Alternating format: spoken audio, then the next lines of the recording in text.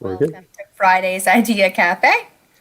Today we are talking about the year 2030. What does your project look like? Anyone want to start? I'm happy to, unless sure. you want to. No, go ahead. I just started looking at this a little bit ahead of time. I guess it's hard to say how fast the adoption would be, so let's look at best case scenario. Yeah, I hadn't really put a lot of thought into it. Adrian, if you have something already planned, then go ahead, but I can pontificate. Not planned for this. I mean, I think you and I are probably in the same boat where it's like we've planned it out to sort of see what it in our heads over time, and there's a bunch of different places it could go. I mean, if we're talking, hey, Mateus, if we're talking like sort of best case scenario, I mean, odds are it would have definitely changed a couple elections. That would sort of be the new go-to place for a politician to set up their profile and to communicate with their either actual constituents or potential ones. It would have either replaced or gently nudged existing news sources into sort of being more transparent about their evidence and sort of making it a bit harder for them to just tell bull-faced lies. I mean, there's so much. I'll just stay there for now because I could keep going, but go ahead. I could dive in. So I would like to see by 2030 maybe reason score being used in something like Adriel's project. So, as they're looking at new science studies that comes out, or people are having political debates, that it would be one of the resources you go to group and categorize and assess the kind of facts of the case.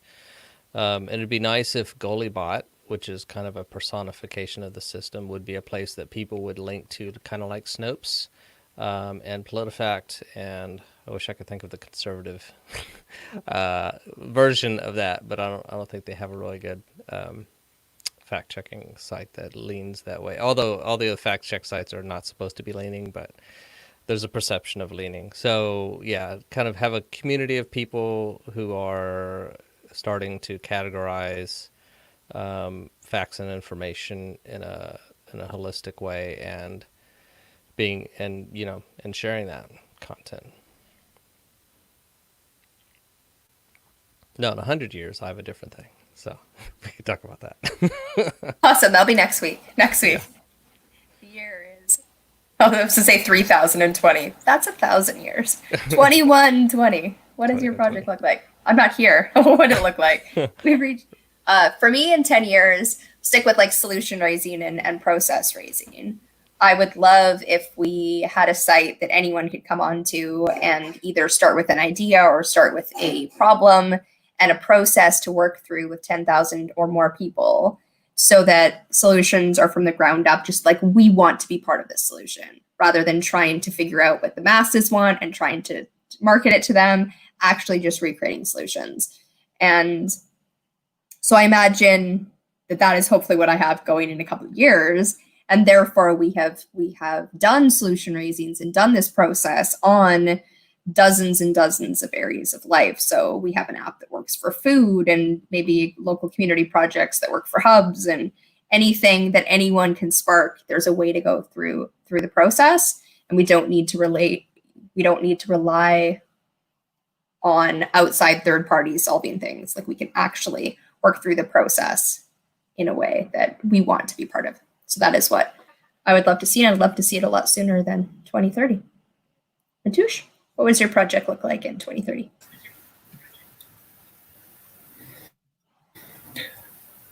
Okay, so that was a question, because I always come in like a minute late, and then I have to reverse engineer what the question is before I can answer it.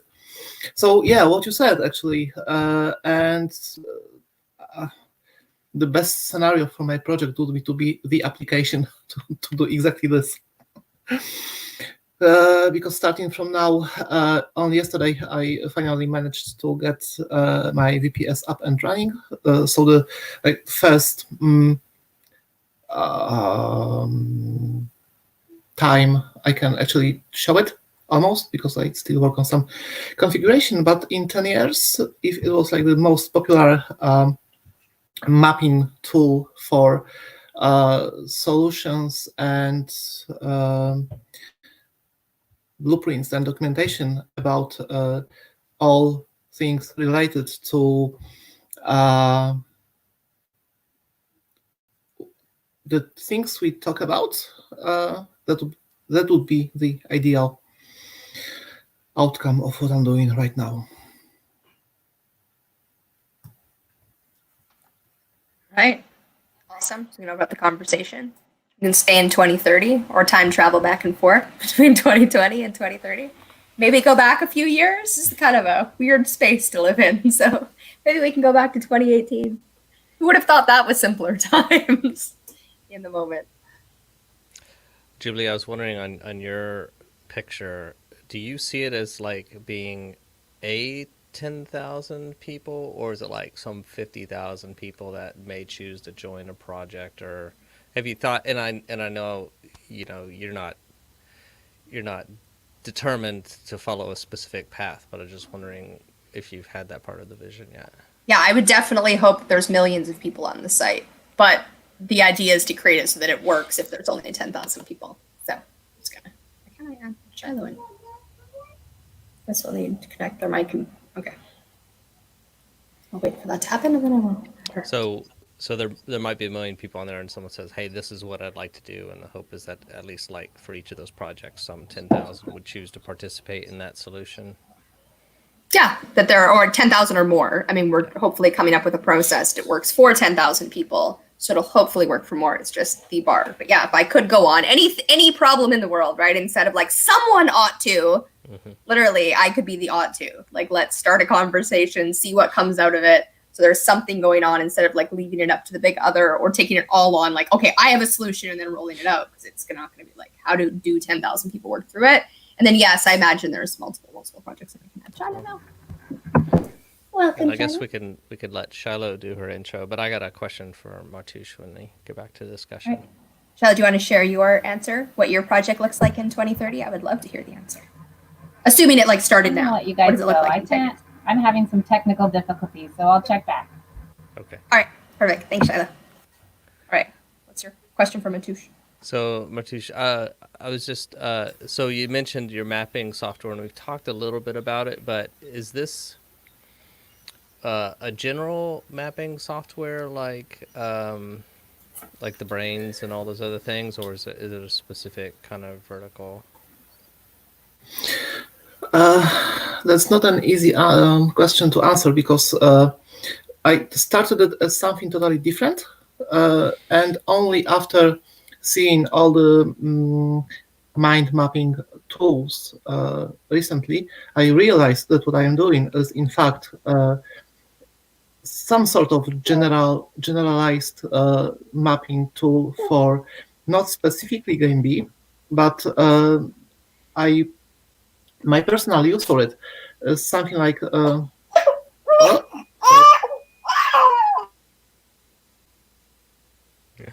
think it's having some background. Babies never get the memo on freedom of Yeah. expression. It just is like only their freedom of speech. That's all. That's all that matters. Yeah. So it is general, but I would love to, and I am doing it to map stuff related to Game B. Okay.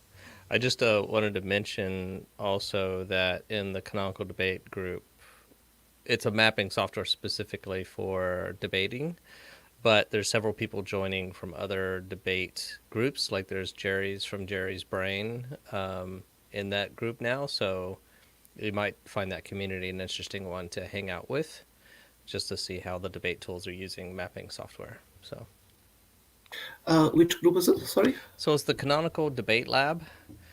Them. Okay. So I don't know. It's another group I'm member with. So canonicaldebatелab.com, or you can just message me and I'll get you on the Slack channel if you want to listen in or whatever. You might find that interesting as a specific vertical implementation of your tool. Might be interesting Cool. for debates. Definitely. And then now I want a question for Adriel because I asked everyone else a question, but I can't think of any. Does anyone want to hear my crazy diabolical 100-year plan? Yes. Okay, Absolutely. when I'm when you're giving like your plan, your thoughts of what this your tool and your project could be used for, you have to decide how far down the path you're going to get them because people think it's impossible, and it turns out the initial nut of my idea is impossible. So I don't usually get to go further. But I was thinking if it works out, and this is kind of how people come to a central understanding of what reality is, what's real and what's true, and one of the definitions of the word true, meaning kind of what's the objective truth here on a specific narrow fact. If that's all possible, then I kind of hope that the decision-making process in governments and a lot of things we vote on today and a lot of things that the people in Congress and Senate and the different, most of the governments that will have some sort of legislative body, that they would use this as a tool for making the decisions and also deciding what to do. So someone would float this, I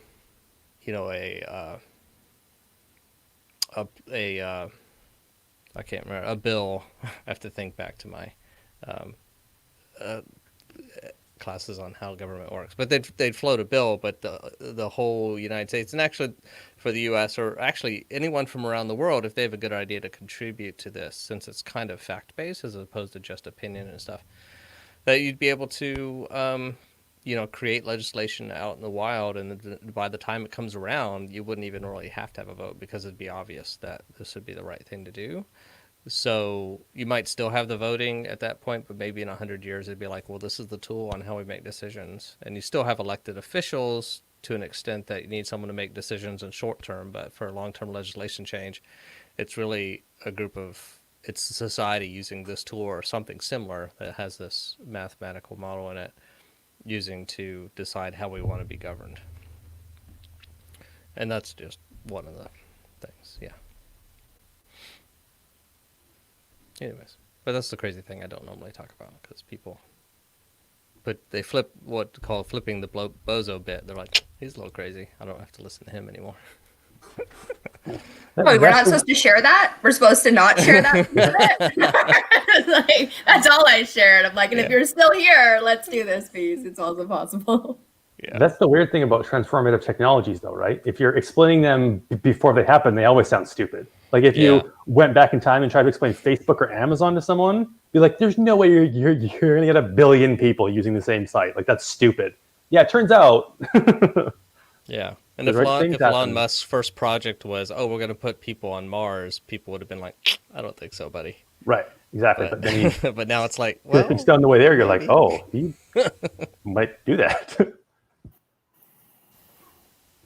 Like, Bentley, when you were first started your 100-year, it brought up, so in the Omega Group Wednesday conversation, we're having a really amazing emergent conversation about more of like the religion that's not a religion or God that's not a God, something that's emerging from that space because it's emerging from all of us individually. And then it's like, it's not, am I crazy? Do you experience this the same way? It's like, okay, I've come to my sanity and I'm pretty sure this is sane, but I also understand it sounds crazy because everyone else does too. There's like this, it's not a new religion. Everyone has to agree with it. It's like we're excavating something and discovering something, but it's not scientific. Like it can't really be reasoned or sense made, but I don't know if you can do reason and sense making without it. Like, I don't know if you can't honor, if we show up and say, hey, does your world work this way? It's okay if it doesn't, right? I don't need it to work. It's not, does gravity exist? It's like a different space. Whether you guys even play in that space for your projects. So there is a group for the religion that is not a religion? No, it's an Omega Rule conversation. We started the group in the fall to practice Omega Rule. And what has come out of that group is a lot of talking about like our own personal lives and like the magic, the God, the universe, whatever you call it, that runs throughout it, and the weavingness of this in the game B space and in the world. But like there's an emergence that happens. So yeah, the way I think about all of that in relation to my project, because my project is very Awesome. much, I guess, right-brained. It is very rational and logical and mathematical, but it's just simply a tool. It's like a checkbook, it's like a bank account system. It's just the place where you kind of keep track of the numbers and stuff like that, and it's supposed to free us up so that we can then use this, the skills and this wonderful brain that we have that can make leaps between logic things, and that can communicate to other people in these and touch other people in a way that so that's kind of the generative function. That type of conversation, that type of feelings and emotion is a generative function. And then when you want to actually put something in the world, this kind of helps you get down to the atoms and the bits to make it happen. So my system does kind of stay out of that, but it knows its boundaries. So it's not going to say, oh, you shouldn't do that, or you shouldn't be emotional. And there's a lot of ways that you can put emotion into the system, because you can say, well, people feel this way, or let's do a survey and all the people feel this way, or this experience has happened. And then you can use that in your logical reasoning on whether you should do it together as a community. But so it's definitely not like an isolation of emotions, but it is a tool to it's after that step. But that's a very much needed part.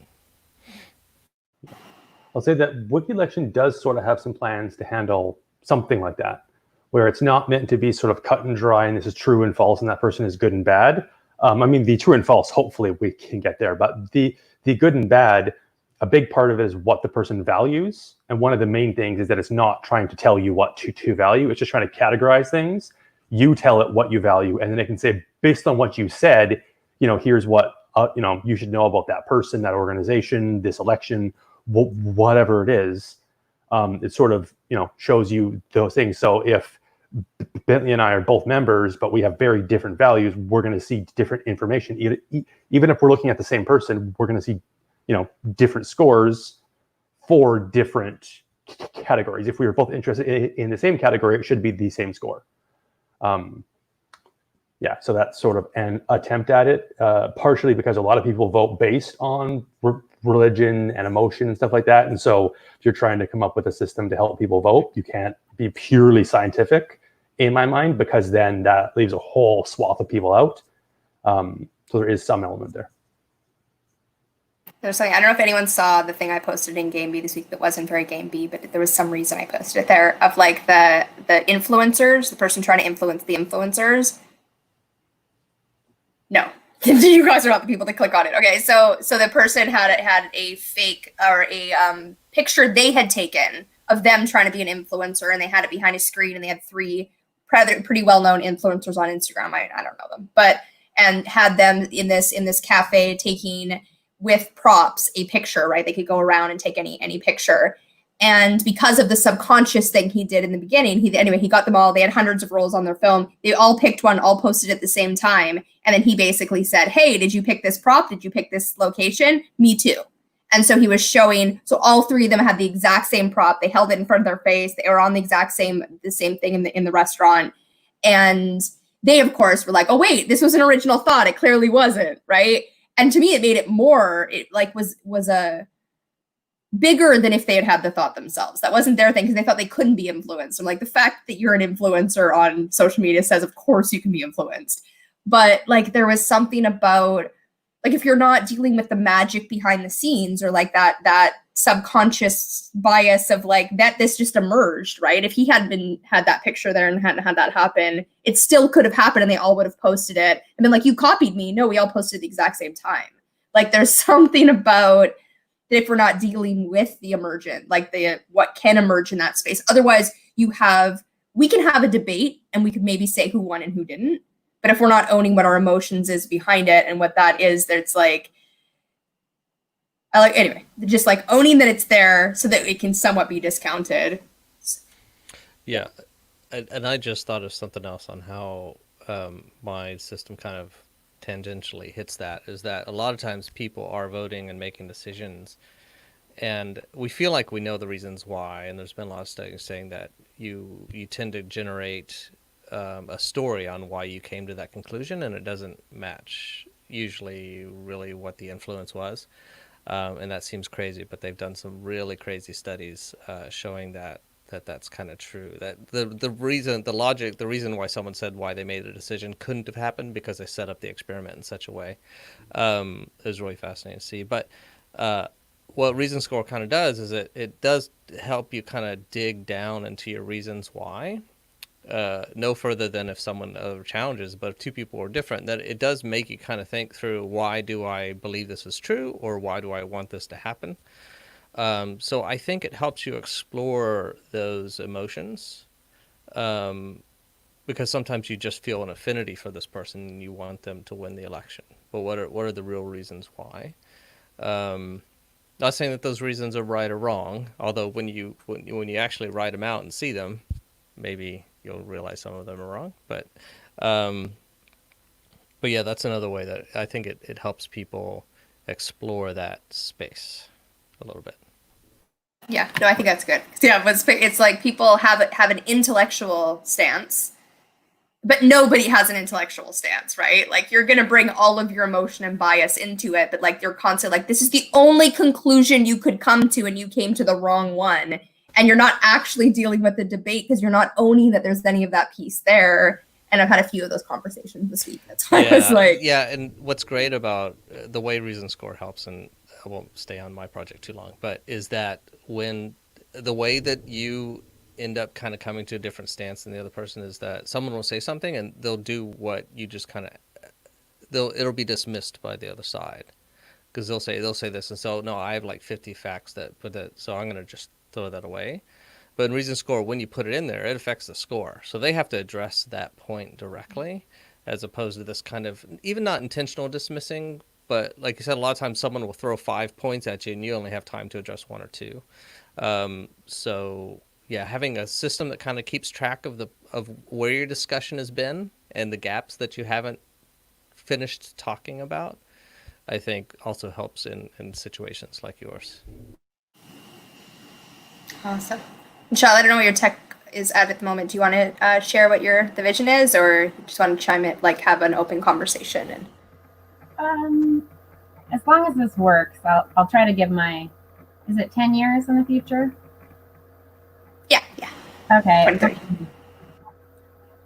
10 years in the future, with my project idea, would be that we would have many hubs, like community hubs across the world, and all of them working towards the greater good for the health and well-being of each individual in their community, as well as the environment. And we would have our metacurrency system that would be valuing all the good that we're doing. So we're kind of rebuilding all of our broken relationships, localized, but also globally. So we're working towards a kind of a unified humanity. I mean, all individuals able to have their own opinions or beliefs or whatnot, but a way that we are unified, so that, I don't know, we're going out into space and who knows what we're going to do next. But if we're just a rivalrous human existence, that's pretty rough to think of how great space can be in a new frontier. But if we do have ways to unite that are supported by the community, and there's like a bigger support system for people, they don't really fall through the cracks. We support one another's needs. If anybody has needs in the community, they can come to their centers, say what their needs are. People in the community that are available can help them, if they need a new roof, different things where money is less important, but really what we're valuing is our interconnectedness and our ability to help each other out, because it like raises our own wealth. So it's building this humanitarian wealth that permeates every aspect of humanity, at the same time balances capitalism, balances that power structure. So we're powerful without needing money because we're united. So I'll just stop there. Awesome. Thanks. So Charlotte, is that, I mean, hearing that, it almost sounds like it's kind of like your local library, except for It's We kind have of a like a super new great library. institution, right? Yeah. Kind of, yeah. In a way, it's a form of co-governance. Like I know there's a lot of those co-governance wording going around in the world, but in my mind, when I thought of co-governance years ago, it was like actually citizens governing in cooperation with our bigger governments so that we're meeting each other's needs on the ground level instead of just trying to, if we needed help from our government, it's really hard to access. Just like right now, people are really struggling, but if we already had this, I guess in a way it's an institution, but it's not really an institution from the top. It's institutions from the bottom. So they're like neutral centers. Like if we had hubs across the world that say they're also like the commons, and it's a place for people to go. Like I could go and travel the world connecting through commons instead of just the capitalist hotels and having that kind of experience. You actually have like a really, I guess I'm into deep wealth and deep experiences. So yeah, I don't want to ramble. Sorry. Sounds great. Just because you kind of started off your talk, we're talking about space, I couldn't help but think of sort of the difference between Star Wars and Star Trek.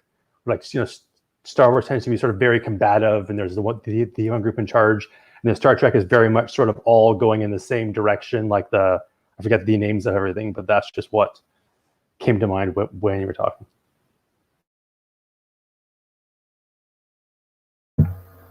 That sounds really nice. I appreciate that.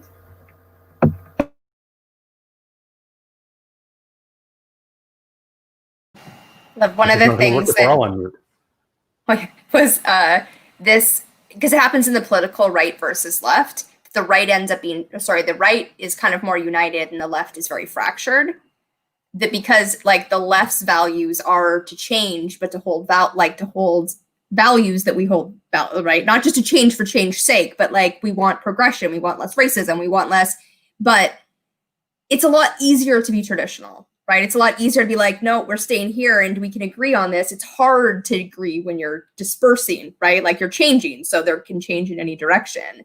And although that tension right now is hard to hold in that, like we're holding it here at TogetherTec in a different way, right? We're like, everyone has their own project. Let's figure out omni-win solutions so we can all have our projects and create them. There's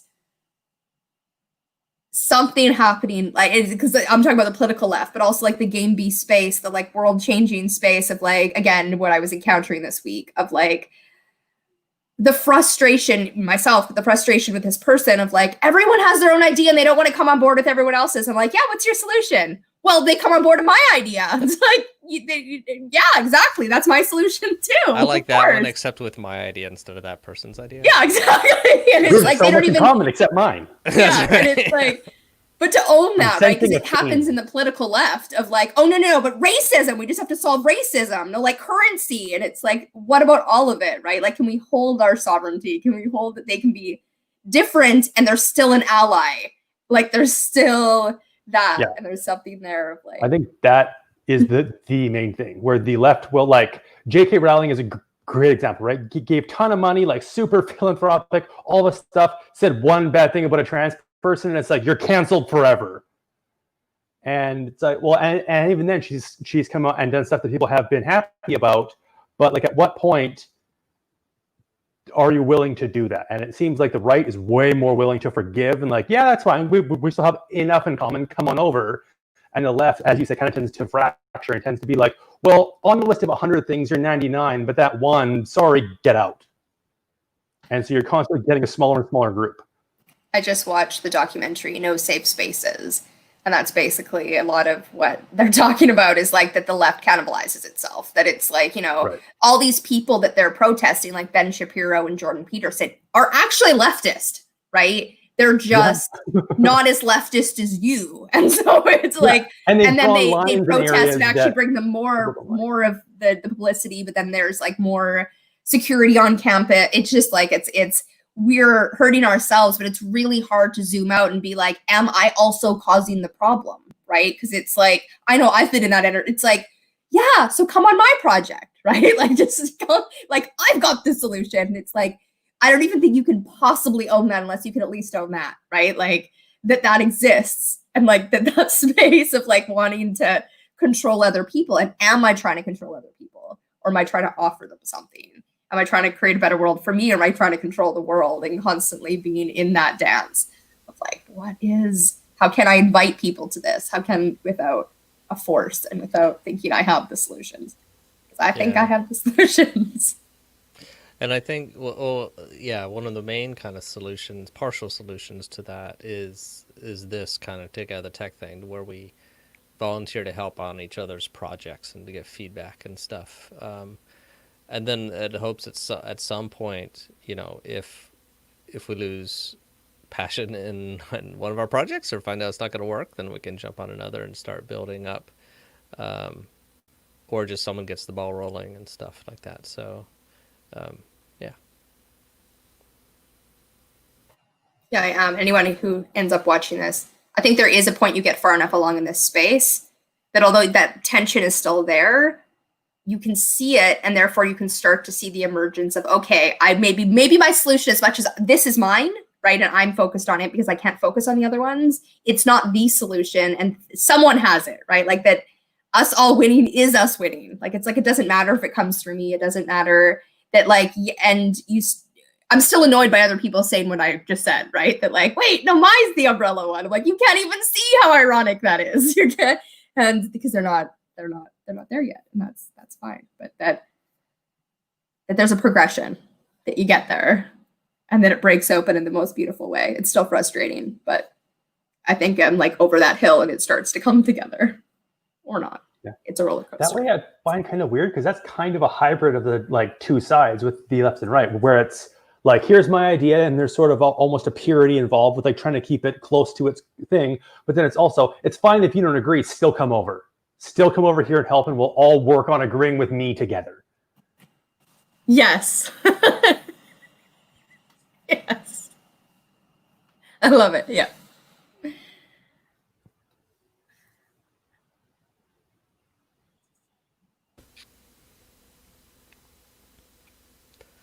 I guess that is one of the strengths of this, is that there's no real there's no project owner for TogetherTec or Game projects. It's just everyone brought a project, and that's kind of the separation. And to me, like that, I haven't heard of anyone else doing that. So like this is, as far as I know, the only MetaProject, the only thing where it's like, keep your project.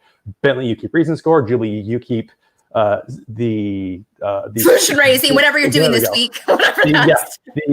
Everyone keeps theirs, and then also keep that and still be whoever you're going to be and own it and be protective of it, but then be that person here together. So we're all protective of our projects, but then also like at the end of the day, my goal is to fix misinformation. If my thing crashes and burns and Bentley's is taking off, sweet.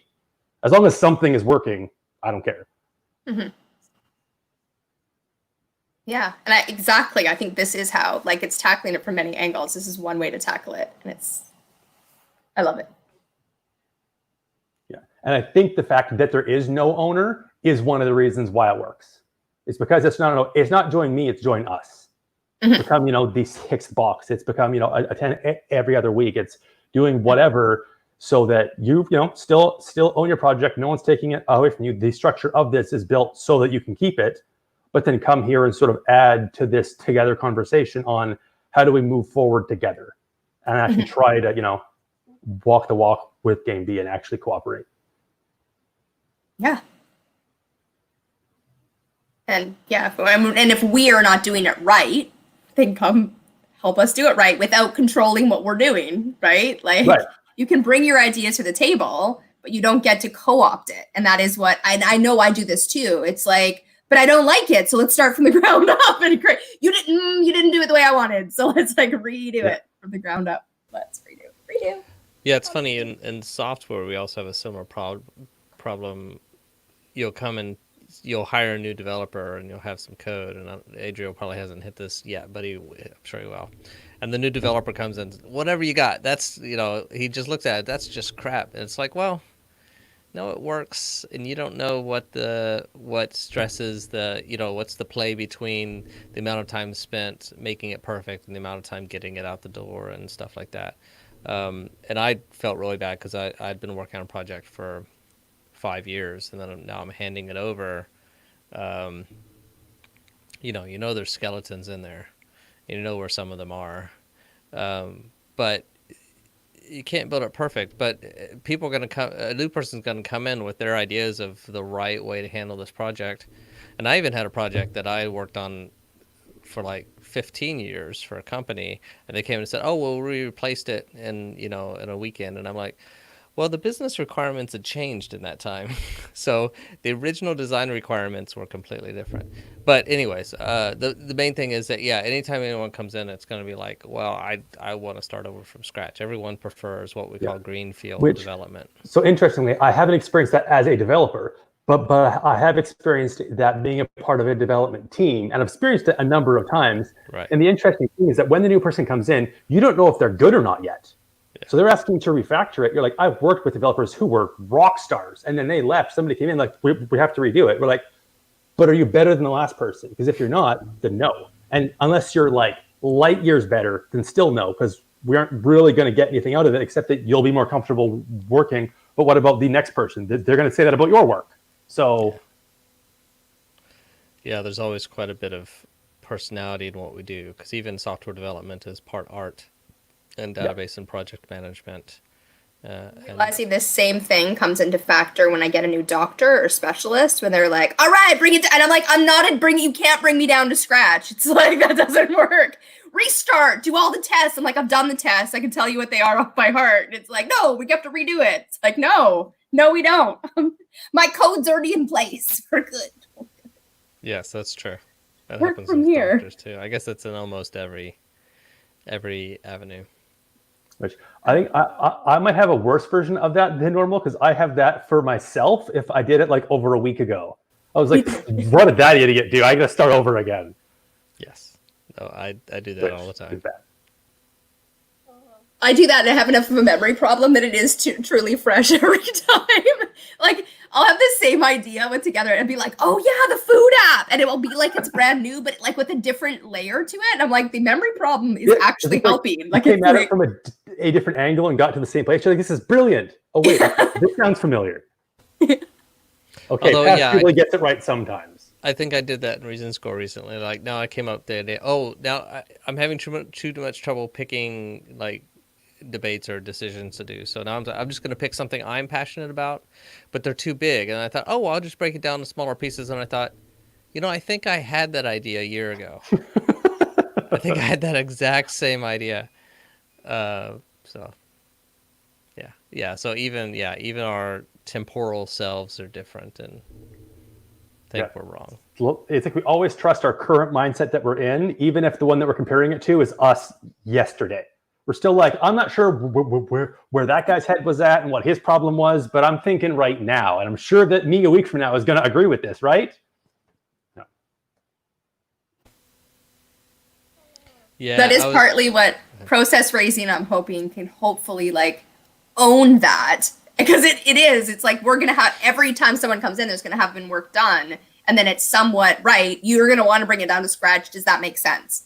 Right? But like, if we can bring it down to scratch and keep building it, but owning what as individuals we know, it actually can make it better and better.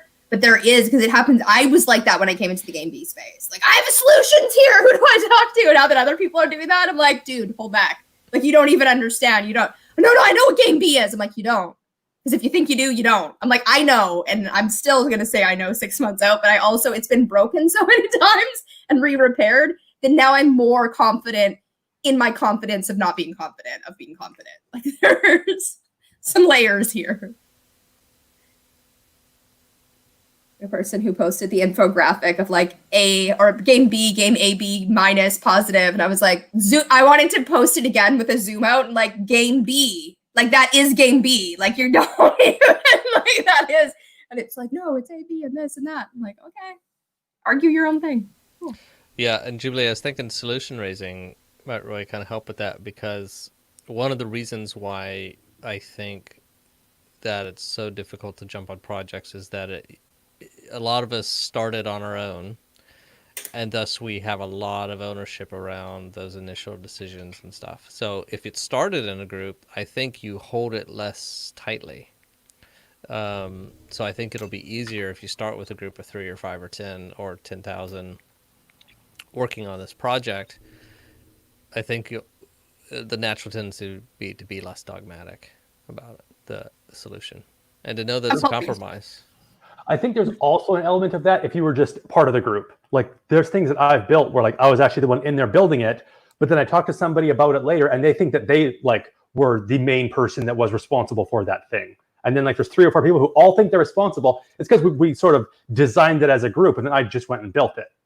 Because you all picked the watermelon swing with the thing in front of your face and then thought it was an original thought and it wasn't. It was like some subconscious, super conscious thing that happened. But that's all. Yeah.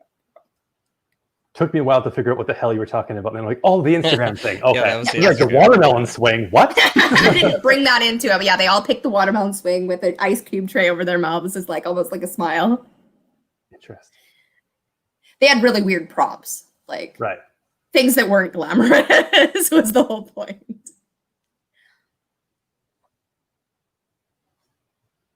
Yeah, I've been thinking, I mean, maybe we're not in the 10-year thing anymore, but I do keep coming back to this. How do we, like, Martys and I are helping out on Adriel's project because he's going to spend some hard-earned cash. But is that the limiting factor? Someone has to be willing to to pay you to work on their project. And maybe it is.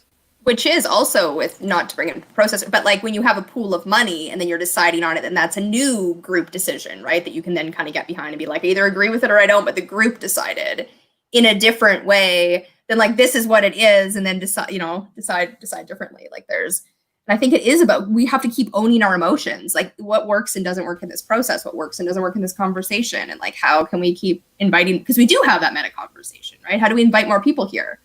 Are we getting something out of this? What could we offer to other people to get something out of this? Well, also. Yeah, I keep thinking about starting a Patreon, but then I'm like, do I start it over one project? And then what happens when I go to another project? So I keep thinking I just need to do it like Fund Bentley's Crazy Ideas Patreon, right? And this is what I'm working on now. Stick around after we go off being live. I have something for that. All right, we'll give it a try. Sounds like fun. But yeah. You're prone to. And also something to tell you when we're not live also, Bentley, that everyone else can be privy to, just not YouTube. I think it's funny. And yes. What was I going to say? I don't know. Yeah. I don't know. I am looking forward to 2030. If that. So you're hopeful, huh? With all these things, yes, because it's emerging. Like something is coming together in all of the chaos and all of the stuff. It's like things are happening and coalescing. And that is more what I want to give the world than anything else. That just like hope is on its way. There are so many people working on so many things. And it's like, what if it fails? I'm like, we can't all fail. Like all of this is emergence. And the same thing that's annoying to me, that we all are fractured, is also its blessing. And it's like eventually it will coalesce. Eventually we'll figure out, if it's not process raising, someone will figure out, how do we bring people together? What does governance look like without it needing to be from it? Like all of this stuff is being solved in many different ways. It's almost like we need to, it's bringing it back down to like the base, right? You create a code for governance or ID or whatever it is, and no one comes on board. So it fails. And like people keep doing that process until enough people have done it where they're like, well, ID and governance aren't even needed. It's like, no, bring it back down so we can figure out what went wrong on each project and how can we come together and create something. Or one succeeds, right? Like one of the sense making succeeds, or they don't. And you guys are all so frustrated. You do bring it back and say, okay, what can we weave together with all of these things? Yeah. Which I think that's one of the strongest counterpoints to the new person coming on board and saying we have to start from scratch. If you have like a crowdsourced, a document saying how things work, say, great, here's what 30 people came up with, tell us what should change. Because usually in my experience, it's just like that they don't like the code structure. It's like something kind of minimal that really no one else is going to notice. And so we're saying, no, we're not just going to redo everything based on what you want. Here's what the community decided. If there's something wrong there, by all means, we'll discuss it with the community. Yeah. And usually there is a time to go back and kind of clean things up. Right. When you're redeveloping something, you know, there are some mini fresh starts, I guess. Right. Yeah. In larger and projects. If there's a reason, like, hey, it's super slow, then yeah, it probably does need some refactoring. But if it's like doing great and you're just like, I just don't like the way they coded, no, we're not going to spend time on that. Yeah, and in the same way, this pandemic's kind of a bit of a mini reboot for certain areas. Like, and you know, they're working Definitely. on, like, vaccines normally take 15 years, and they're going to try and get it down to 1 or 2, which sounds way too long, but it's a huge improvement. Stuff like that. Yeah, and just like Jubilee was saying, that this catastrophe is a forcing function and an inspiration to improve the world. Funny, because Adriel and I have moved a lot in our lifetime, and so I clean my house when I move. Like, it's like I throw shit away, pack it into boxes, move, throw shit away while I'm unpacking it, and that is how I downsize. You know, and I haven't moved in 9 years. And so now it's like I have to actually, my kitchen and my shed, you know what I mean? Like, I have to tackle it. And that's the economy. Like, that is, you know what I mean? Like, what I constantly want to do is bring everything back to zero and be like, how do we recreate it? But you can't, because we've lived here, right? Like, we got billions of years on this planet. We can't raise it and start again. It's like, how do you fix this piece and this piece and this piece and still have it be like you moved in fresh with every, you know, that. Yeah, I haven't looked at the seasteading, though. It'd be nice to just go out and build an island and start fresh on the island, at least. But yeah, it's not really possible. But talk to Elon. Yeah. I do believe that is possible, actually. I want to believe. It may be. The problem is, what all do you want and what all can you self-produce? And you still have to work with the outside world to some extent. And global climate change still affects you, so... Yeah, there's some stuff we can start over, and there's some kind of painful overlap.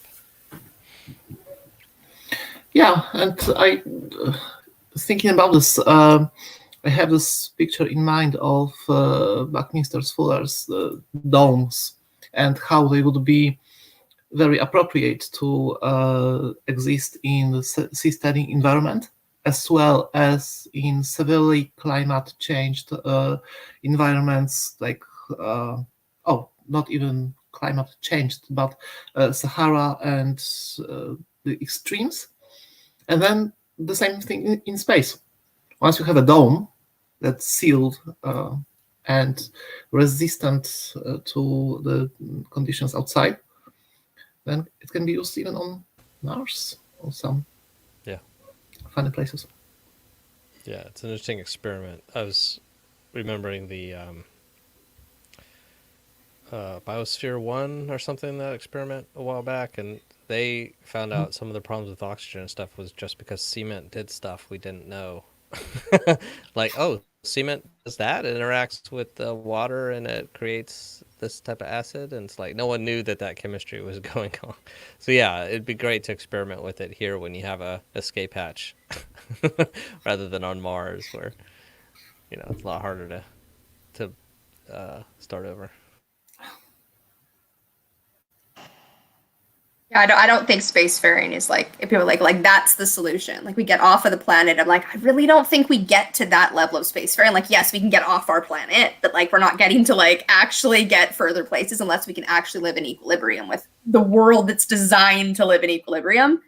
That being said, part of me is like, if the rich people all want to go live on Mars, let's let them go for it.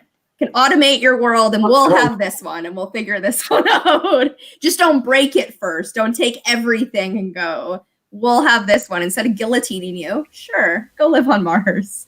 Have fun with that. And we will watch Hitchhiker's Guide to the Galaxy.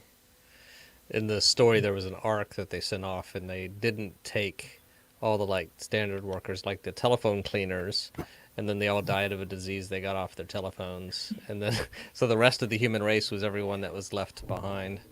It was really kind of funny. Sad. Good old Hitchhiker's Guide to the Galaxy. Or at the beginning of this COVID-19 was like, some dolphin just said so long and thanks for all the fish. Is that supposed to mean anything?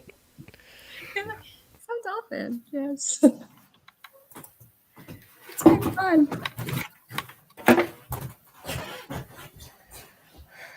All right. Should we end the conversation and then we can do the other part of the conversation that starts when we stop recording? Yeah, Sure. I'm fine with that. All right. Goodbye, YouTube and Facebook. See you tomorrow for a roundtable, 9 a.m. Pacific Standard Time. Bring your project.